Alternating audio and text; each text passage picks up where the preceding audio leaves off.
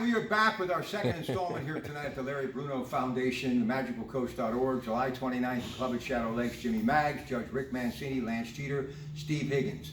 Rick, early on, meeting Larry Bruno, that experience. Go ahead, please.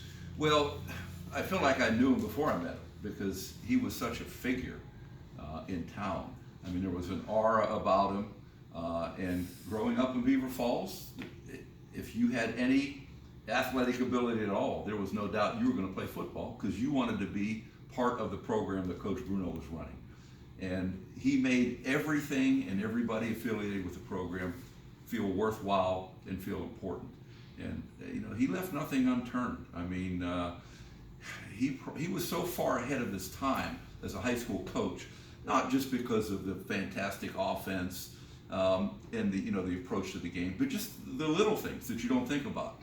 Pre-game meals, first-class buses, dressing up to go to the game.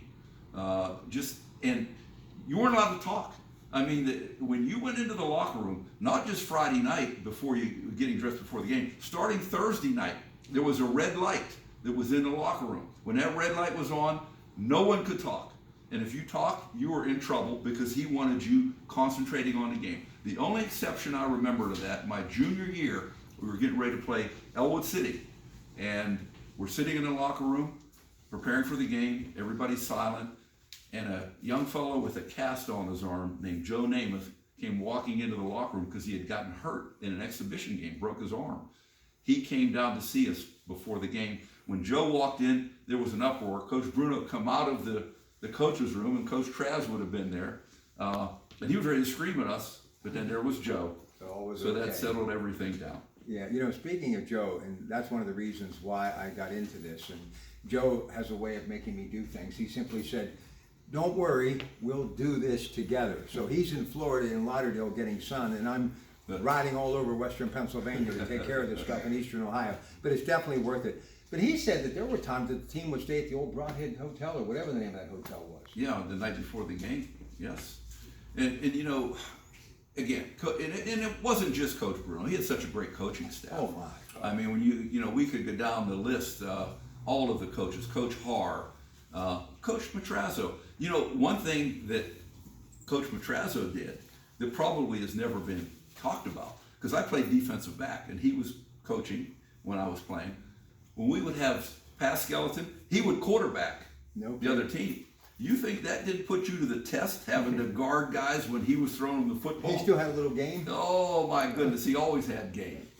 Lance Jeter family has done so much for this community. And you obviously growing up in this place that is orange and black, man, a lot of memories, huh? Yeah, a lot of memories, a lot of growing up on memories, obviously, the history, not just Coach Larry Bruno, obviously Joe Namath, Dwight Collins. You grow up, you listen, you hear the stories, and you just want to make not just your family proud, but the whole community proud of Beaver Falls. And you got some big shoes to fill. So I was proud to be part of just the history and the winning of Beaver Falls. Parkville Savings Bank, 1980. I'm starting my broadcasting career. So I walked down into the basement, get ready to go on the air, and there he is in his varsity jacket, you know, black sleeves, orange, that symbol of the Tigers. There he is. He shakes my hand, those big hands with the hairy knuckles and that ring. And it's like I'm shaking the hand of Vince Lombardi. Oh, yeah. And what people don't realize, and I kind of really got baptized later, but when he had Dwight Collins and Jerry Moy, a very good friend of mine, I miss him all the time. I never miss a moment when I drive by Rochester, that one corner on Pennsylvania Avenue that I just remember seeing him. He was such a dear friend and a good guy. That may have been the best 1-2 punch in running back history in Beaver County. That's how good they were. And they were only juniors when he had them. Because right. He did not coach them his senior year. You're right. Yeah. Let's just, Travis, get in here real quick, because I want to do this.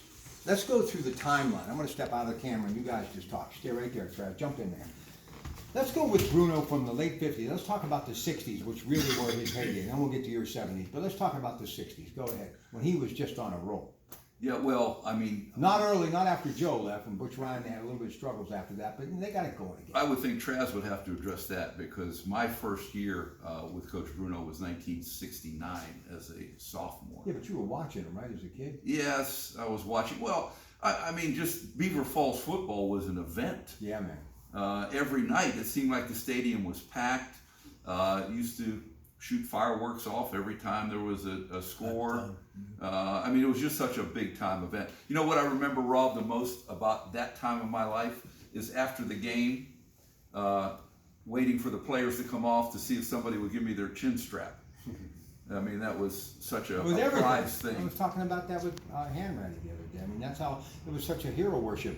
And, you know, when I think about Beaver Falls and Reed Stadium and all the things that went on there, it's just amazing. Now, my brother-in-law, John Mancetti, played in '65.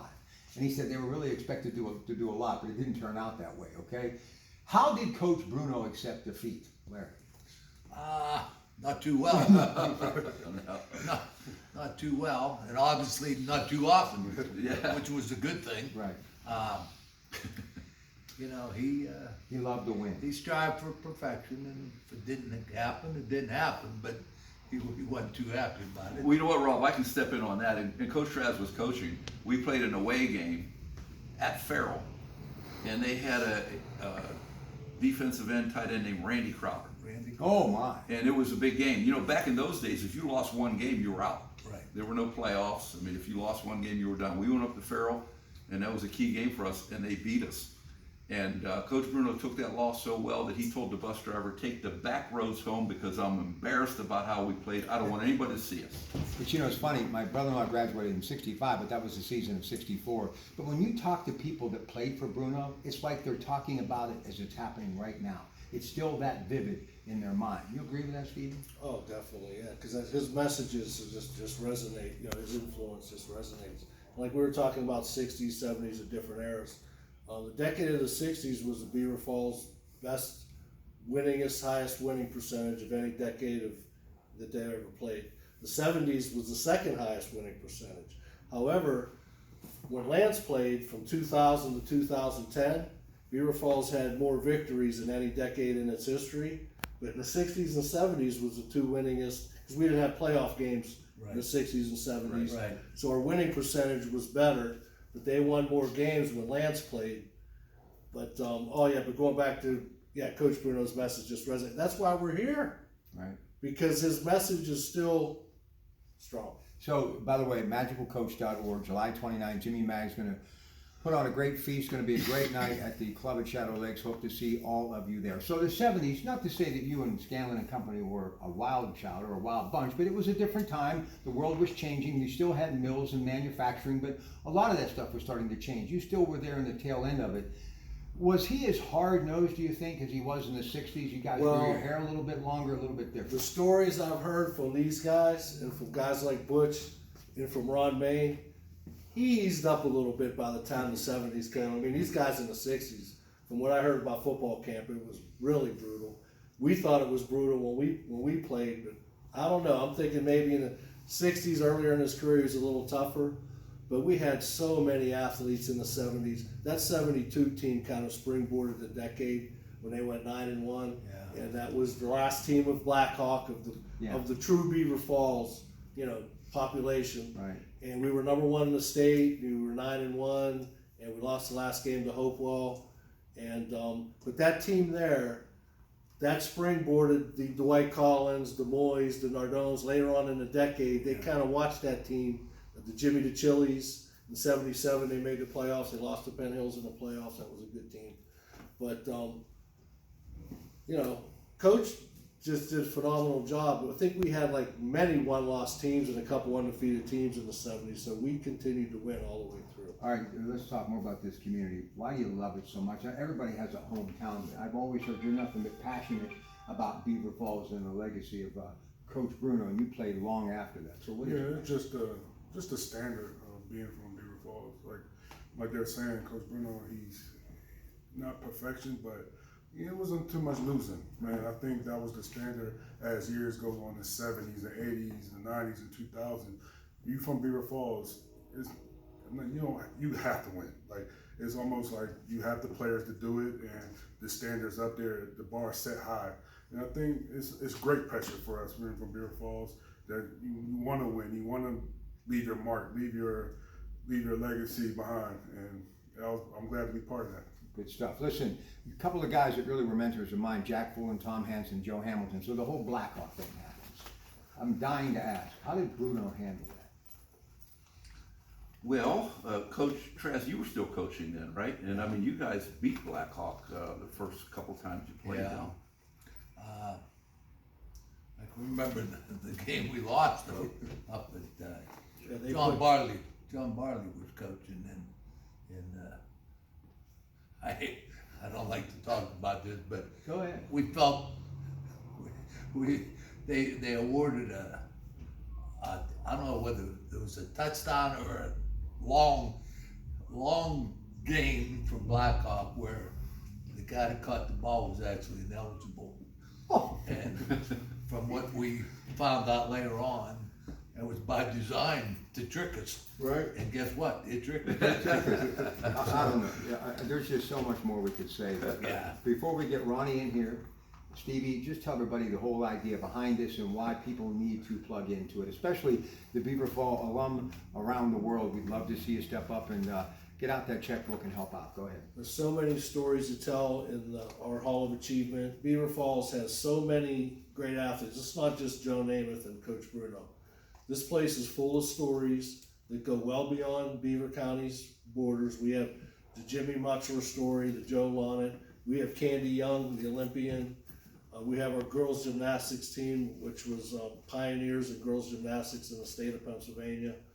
I mean, the stories go on, and they're all here. And it's not only Beaver Falls, it's Beaver County in general, and Not just athletics either. not just athletics. I mean, we support the arts, music, the arts, business, everything, just like Coach Bruno. Coach Bruno wasn't all about just football and his boys. He would help many people, and we still get testimonials coming in from many people that come in and say, you know, Coach Bruno, he went out of his way to help me, and people that had nothing to do with football. And if he believed in you and you know, he wanted to help you, he would help you. And that's what we do. We're not just limited to sports. We want, you know, achievers, academics.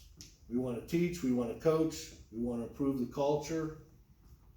You know, things that frustrate me, people call my show and say teachers work 9 months out of the year and have the entire summer off. Well, I know firsthand that's not the case. And they're not all making six figures. But back when many of these guys were teaching and coaching, they needed any opportunity to make extra money that they could. But Jim Render and I were talking today, and obviously he coached many years, over 300 wins, the winningest in the history of the WPIL, Uniontown, Upper St. Clair. But I was thinking back of some of the legendary coaches and what they did after the game. And I asked Coach, I said, how many seasons now? He said, 5. I will be out this fall. I said, how do you occupy your time? Do you think about it? So here's the question to end this segment on here at the Larry Bruno Foundation. What did Coach do after football? I mean, I knew he was doing some sales work and that, but what was he like after the game? Coach, didn't he continue to coach? He had did he go to Indiana then? Is that when he went to For Indiana? about a month. Yeah, a week. And he didn't like it. He went to Bloomington, Indiana in the Big Ten, and he didn't like it. He came back. He was with, He was there with with Geneva, Lee wasn't he? Corso. Oh, yeah. When Lee Corso was the head coach. Yeah, And I believe he coached at Geneva a little bit as Yes. well. yeah, he coached at Geneva also, yeah. You know, he actually applied for the Geneva job and did not get hired. Yeah, right. His legacy, last thing, go ahead. Well, I guess the best way I can summarize it, you know, you've heard the saying, practice makes perfect. Coach Bruno's saying was, perfect practice makes perfect. He left nothing uncovered. I mean, it was, you know, dot every I, cross every T. And that's such a valuable lesson, not just for football, but for life in general. And I can tell you the profession I'm in, that is key. You leave nothing to the imagination. And I learned that from Coach Bruno. So Frank Dawson was talking to me about an experience that he had with Paul Hornung. My whole life over the last 15 years has been the Lombardi sweep. You know, where they just did it over and over and over. And obviously, practice makes perfect. And if you stay the course, sooner or later, something's going to work out. And you know what the Lombardi sweep was at Beaver Falls? 29 Buck Green. There you go. 48 Buck Green. Great seeing you guys. Big event, July 29th. Help out the Larry Bruno Foundation, magicalcoach.org, and a magical guy who really was the person that baptized me in all of this before Broadway Joe. You're going to meet him in just a couple of moments. Stay with us.